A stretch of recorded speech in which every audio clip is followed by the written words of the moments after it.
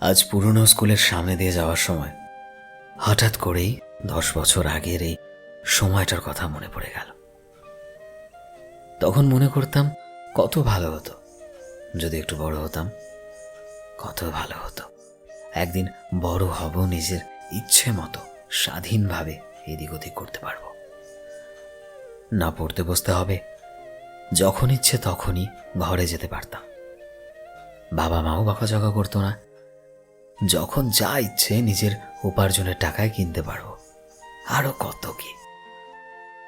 কিন্তু যখনই জ্ঞান ফিরল তখন বুঝতে পারলাম আসলেই কি জীবনটা এমন হয়েছে নাকি, আসলেই কি জীবনটা এমন চেয়েছিলাম, আসলেই কি বড় হওয়া খুব বেশি দরকার ছিল।